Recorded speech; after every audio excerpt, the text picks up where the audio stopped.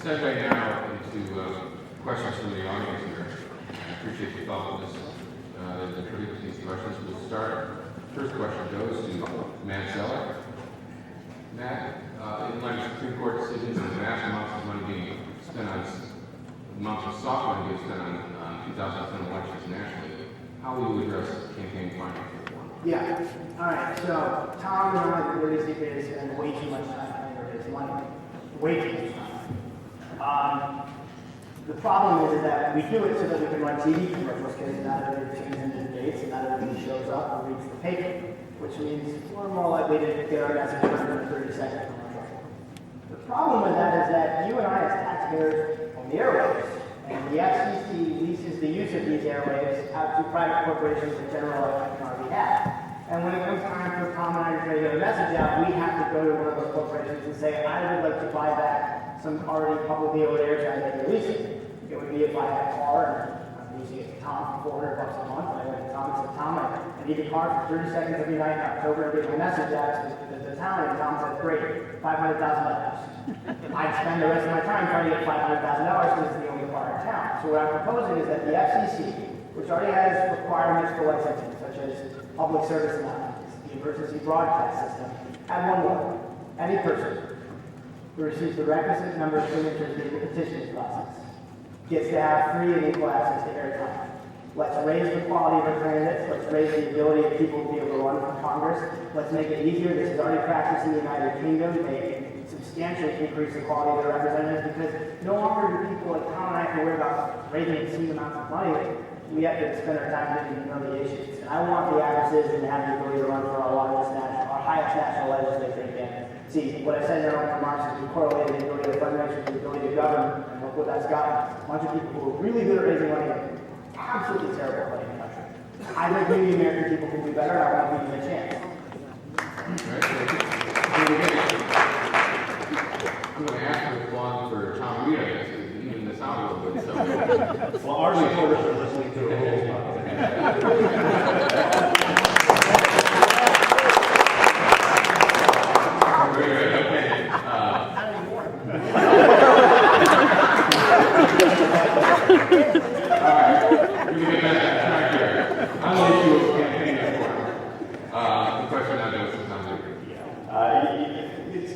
It is a nasty part of campaigning, raising money. I think Matt and I both agree on that because you do have to raise a lot of money, and these campaigns cost a lot of money.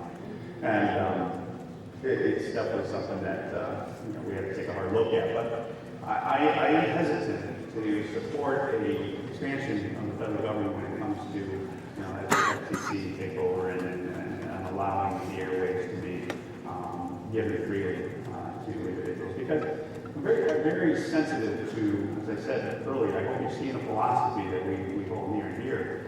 Bigger government is not better government. Bigger government runs risks of oversight, censorship, things of that nature that I'm very sensitive to, and I think that's what the Supreme Court wrestled with in its recent decisions. You have free speech issues that have to be dealt with. You have all the give and take of a free market system and a free exchange of ideas, and people having the ability to put out their own ideas and maybe disagree with those ideas.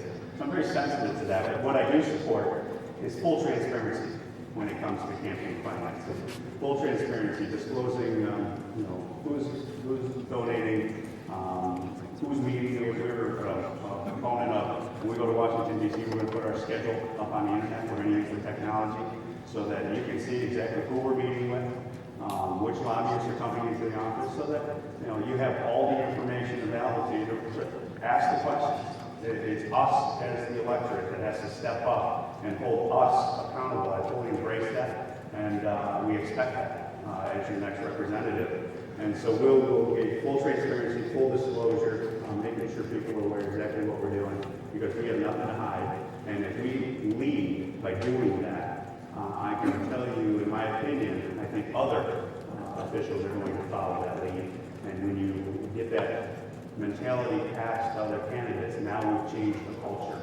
And it's going to take time. And we're going to have to put a spotlight on the ones who violate the rules, and we're going to have to hold them vigorously accountable. And that's one thing we've talked about. We want to be the holder of that spotlight, using the internet, using the technology. When people are trying to go against the violate the rules, hold them and put a spotlight understand we're not going to accept everyone. Right. Tom, this next question from the audience goes to you. It addresses what appears to be a growing disparity between the rich and the poor. And the question is, as a member, as a representative of the 29th district, what would you do about it? You know, it goes back to something we said earlier. We have to recognize that the government itself cannot guarantee everyone's success. What government can do is guarantee everyone the opportunity to succeed. And it's upon us as individuals to go out and to achieve that success. And so what I believe we have to do is make sure that there's a fair playing field, that when people violate the rules, they engage in fraud, they steal, they engage in fraudulent tactics, deceptive tactics, that they're held vigorously accountable and held as an example. That's not how we're going to accept you doing business. But fundamentally, we just pretty much have to either referee as a government and let the individuals fail or succeed on their own merits. And that's a fundamental philosophy that I think we're losing. I think we're losing that as a nation because we're becoming more of a bigger government and trying to make sure that everyone gets a participation of work. The harsh reality in life is that that's not reality. When we started our businesses, my wife and I, we came out of law school, and she came out of school, we were majoring in student loan debts, and I know Matt shares that burden. We're still paying that debt off. Now my wife's working midnights, waiting tables as I'm establishing myself, and our legal business and putting in $90, $100 a week. And that's a sacrifice. But I'll tell you, it's all been worth it because we've controlled our own destiny, and that's what we have to get back to as an American way of life. Okay. On the issue of closing the gap between rich and poor, that's all. Before I touch on it, we already do have full transparency in this country in terms of campaign finances. It's called the Federal Elections Commission, and I use it to find out if you've taken over $160,000 from Wall Street and money from the Southern Group, which is the nation's premier source outsourcing, which is why you still favor outsourcing. That's one of the first things I want to end, outsourcing. We have to stop using your tax dollars to send in jobs to China. That's currently what we're doing it with groups like the Southern Group, make their money off. That has to end. We have to grow the economy, which means we have to get clean energy to be our nation's part, the economic part of our country. We used to have Kodak up in Rochester. They had 70,000 people who worked there. The middle class was doing all right. And then we started outsourcing all of those jobs. That part died, and we've seen the devastating effects on our region. Kodak only now employs 6,000 people up there. We have to then realize that our trade practices are terrible. We need fair trade as opposed to free trade. We need to stop bailing out Wall Street and banks. I mean, I don't understand why they made $140 billion last year. We didn't, and we've got to recognize that we're currently set up so that they get richer and we get poorer.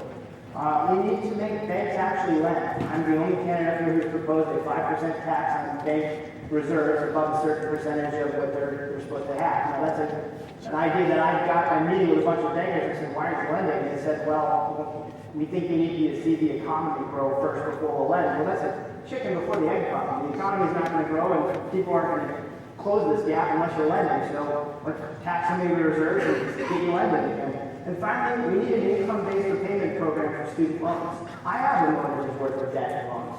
Now, if Steve Jobs had that when he tried to go out and start up Apple, the bank would have told him, I'm sorry, your debt-to-income ratio means you don't qualify for a small business startup loan. But Steve Apple's Chinese counterpart, he can go out and get that loan today. And that's my big fear, that someone in this audience is the next person who's going to found Google. I want them to be able to go out and do that. And if their bank is saying, I'm not lending to you, but their Chinese bank is saying, yes, I am lending to your Chinese counterpart, that's a serious problem. And that gap, that income gap, is going to get wider and wider and wider. I'm going to have to cut you off and go on to the next question, which will be addressed to Matt Zeller.